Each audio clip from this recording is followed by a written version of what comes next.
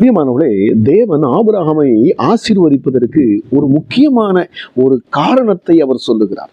ஆதியாகமம் 18ஆம் அதிகாரம் 18ஆம் வசனத்தை எடுத்து நீங்கள் வாசித்து பாருங்கள். பிரியமானவர்களே, ஆபிரகாமை ஆசீர்வதிப்பதற்கு மிக முக்கியமான காரணம் இதுதான். அங்கே நம்முடைய பிதாவாகிய தேவன் இப்படி சொல்லுகிறார், கர்த்தர் ஆபிரகாமுக்கு சொன்னதை தன் பிள்ளைகளுக்கும் தனக்கு பின்வரும் தன் வீட்டாருக்கும் நீங்கள் நீதியையும் நியாயத்தையும் செய்து கர்த்தருடைய வழியை காத்து நடவுங்கள் என்று கட்டளையிடுவான் என்பதை அறிந்திருக்கிறேன் என்று சொன்னார். பிரியமானவர்களே, எதை அறிந்திருக்கிறார் தேவன்? தன்னுடைய சந்ததிகளுக்கு அவன் சுவிசேஷம் சொல்லுவான். அதாவது தேவனுடைய மகத்துவங்களை குறித்து பேசுவான். இதுதான் தேவனுடைய இருதயத்தை தொட்டது. பிரியமானவர்கள், ஆபிரகாம் கர்த்தருடைய நீதியையும் நியாயத்தையும் குறித்து, அவனுடைய கர்த்தருடைய வழிகளை குறித்து அவன் தம்முடைய பிள்ளைகளுக்கு அவன் கற்றுக் கொடுப்பான், தன் சந்ததிகளுக்கு அவன் கற்றுக் கொடுப்பான் என்று தேவன் அறிந்திருந்தபடியினாலே ஆபிரகாமை ஆசீர்வதித்தார். பிரியமானவர்களே, நீங்கள் உங்கள் பிள்ளைகளுக்கு தேவனை குறித்து எவ்வளவாய் கற்றுக் கொடுக்கிறீர்கள்? யோபுவை குறித்து யோசித்து பாருங்க. தன் பிள்ளைகளை அவன் என்ன செய்வானா? தன் பிள்ளைகள் தேவனுடைய வழிகளிலே நடக்கிறார்கள் என்று சொல்லி அன்தினமும் அவன் சோதித்து பார்ப்பான். தேவனுடைய கற்பனையின்படி பிள்ளைகள் நடந்து கொள்ளுகிறார்களா?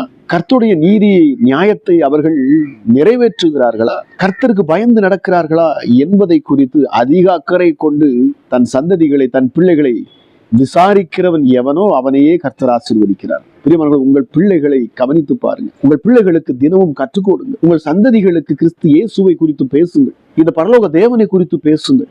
நித்திய ஜீவனை குறித்து பேசுங்கள். பிரியமானவர்களே, உங்கள் சந்ததிகளுக்கு நீங்கள் சொல்லிக் கொடுக்காமல், உங்கள் பிள்ளைகளுக்கு நீங்கள் கர்த்தரை குறித்து சொல்லிக் கொடுக்காமல் இருப்பீர்கள் என்று சொன்னால், நீங்கள் வெறுமனே ஜெபிப்பதினாலே எந்த அற்புத அடையாளங்கள் நடக்க போவதில்லை. உங்கள் பிள்ளைகளுக்கு சுவிசேஷத்தை பேசுங்கள். உங்கள் வாயிலிருந்து தேவனுடைய மகத்துவங்களை உங்கள் பிள்ளைகளிடத்திலே, உங்கள் சந்ததியிடத்திலே நீங்கள் பேசுங்கள். அதை கற்றுக் கொடுங்கள். நிச்சயமாகவே உங்கள் வாழ்க்கை ஸ்திரப்படும். என் தேவன் உங்களை ஆசீர்வதிப்பார், உங்கள் பிள்ளைகளை ஆசீர்வதிப்பார். தேவனை குறித்து சொல்லுங்க. இல்லைன்னு சொன்னா உலகமும் பொக்கிஷங்களையும் பொருளையும் கொடுக்கும். ஆனால் உலகத்தான் என்ன செய்வான் தெரியுமா? இந்த உலகத்தான் என்று சொன்னால் இந்த உலகத்தின் அதிபதி அவன் அங்கே சமாதானம் இல்லாதபடியும் எடுத்து போடுவான். பிள்ளைகளுடைய வாழ்க்கையில் பணம் இருக்கும், செல்வம் இருக்கும், செழிப்பு இருக்கும்.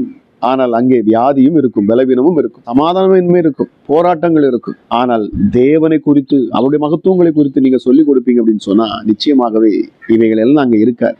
உங்க பிள்ளைகளுடைய வாழ்க்கையில சமாதானமும் சந்தோஷமும் நிறைவான ஆசீர்வாதம் இருக்கும். சகலவற்றையும் என் தேவன் நேர்த்தியாய் செய்வார். பிரியமானவர்களே, ஆக இதை கேட்கிற நீங்கள் யாராக இருந்தாலும் சரி, உங்கள் பிள்ளைகளுக்கு கற்றுக் கொடுங்க. உங்கள் சந்ததிகளுக்கு சுவிசேஷத்தை சொல்லிக் கொடுங்க. கிறிஸ்து இயேசுவை குறித்து, அவருடைய மகத்துவங்களை குறித்து கற்றுக் கொடுங்கள். பிரியமானவர்களே, ராஜ்யத்தை குறித்து பேசுங்க. நிச்சயமாகவே என் தேவன் உங்களை ஆசீர்வதிப்பார். God bless you.